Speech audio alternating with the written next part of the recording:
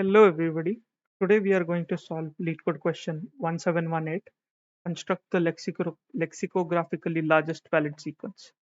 So we are given an integer n and we have to find a sequence that satisfies all of the following conditions. The integer 1 occurs once in the sequence and every integer between 2 till n occurs twice, and for every integer between 2 to n, the distance between the occurrence of these two numbers is exactly I apart, right? So let's try to understand this with an example. Let's consider n equals 3, right? So according to this, we have the number 1 and the count will be 1. The number 2 will be twice, and the number 3 also will be 2 times present in the sequence. So if we count the elements, the length of this will be 5. So let's initialize an array of 5, a sequence of 5 length initially, right? So now let's try to fill the numbers up. So we have to place one in this, it can be present in any of the spots. Two twos can be placed in any of the spots, and two threes can be placed in any of the spots. Now let's think. So when will this be the largest lexicographical sequence?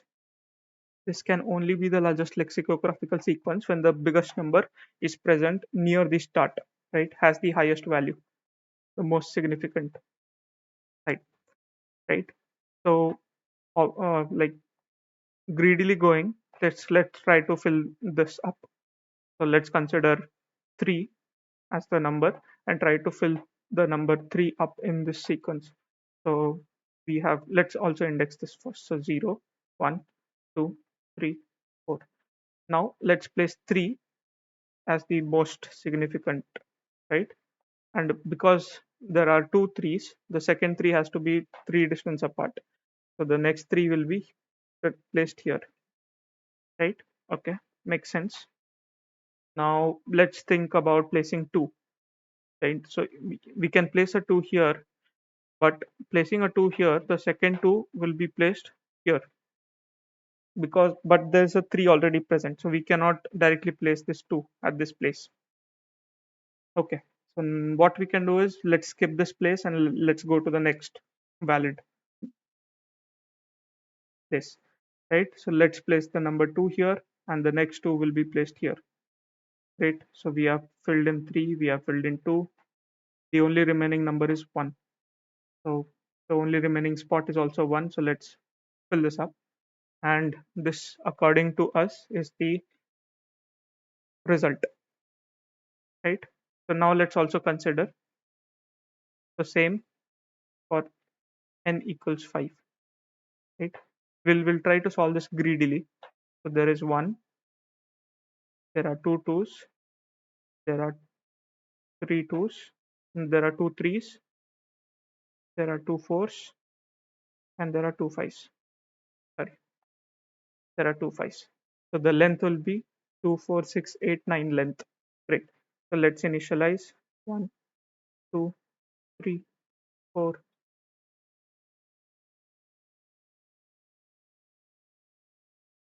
Right. Let's try to fill in the numbers now. So just like we did in the previous example, let's take the highest number and try to fill it up. So we'll fill 5 as the most significant number, and then the next one will be 5 places apart. So this will be the next 5. So we have filled in 5. Now let's try to fill in 4. So we cannot place 4 here because the next possible place for placing 4 will be here. So this is invalid. So let's go to the next available spot. So let's place 4 here. Now since we have placed 4 here, the next 4 will be placed here. Great. Let's place 3 now. So 4 also has been placed. Let's place 3. The 3 can be placed here, right, to make it the more lexicographically larger sequence. So let's place 3 here, and the next 3 will be placed here. Great. Now 2. So we have placed 3. Now thinking about 2. So now if we see, there is no valid place where 2 can be placed. If we place a 2 here, the next 2 has to be placed here. If we place a 2 here, the next 2 has to be placed right after. So 2 cannot be placed in any of the places, right? So our greedy approach does not work. What else can be done? So we can think about using backtracking in this case, right? Because the things did not work out. Does not mean that the whole sequence that we were trying to create was wrong, right? So instead of placing the 3 here, because this gave us a invalid sequence, let's try to place at the next available index, right? I cannot place a 3 here because the next 3 has to be placed here. So let's place it here, right? So the next 3 will be placed here. Now 2. So 2 can be placed here and here, and the only remaining place is for 1, which can be placed here. And by doing this, we generate the largest lexicographical sequence possible for n equals 5, right? So we used greedy, but we also used backtracking for the code for this. Okay, so we'll need a result array to keep the track of the numbers. So let's create a result array, and this will be of the length 2 times n minus 1, because there is 1 1 and there are 2 numbers of all the other ones. Great. So once this is done, we also need to keep track of the used numbers. So let's create a Boolean array, and let's initialize this to n plus 1 length so that we have numbers from 1 till n stored. And we'll call a helper function. Let's call it construct. We'll pass in result, we'll pass in used numbers, we'll pass in the current index we are at, and we'll pass in the number n. So after the whole recursive function, backtracking function runs, let's return the result. Okay, so on to the helper function. It's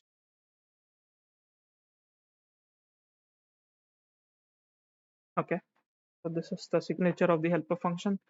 Um, okay, so now our index will go from 0 till the end of the result array, right? So if ever we reach the end of the result array, so we can return from there. So if we ever reach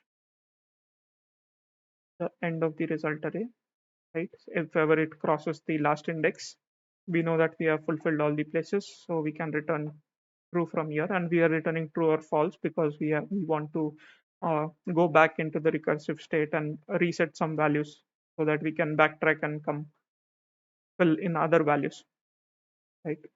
So once this is done, there are two cases. So if the current index that we are at is already filled, or the current index we are at is not filled, right? So if the current index we are at is already filled, we can call this function again, the recursive function again, for the next number.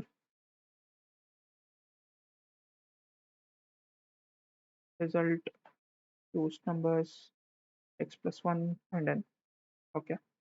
So once we have called it for the next index, the other case is that the number we are at is 0. So in that case, we can fill in any number from n, so 1 till n. But because we need the largest lexicographical valid sequence, we can try filling it in the other direction. So let's loop from n till 1 in the reverse order. And if the number is already used, so if the number is already used, we do not have to use it again. Let's continue. Let's loop over that. Otherwise, so we can set the number as used number, and then after we have set it, let's also put it in the result.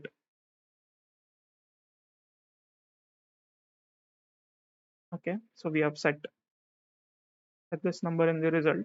Now there are two cases.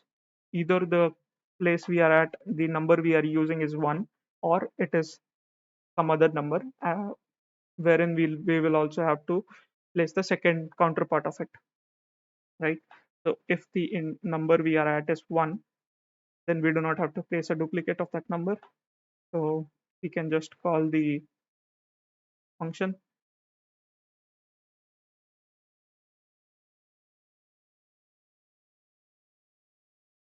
for the next index. And if this is a valid,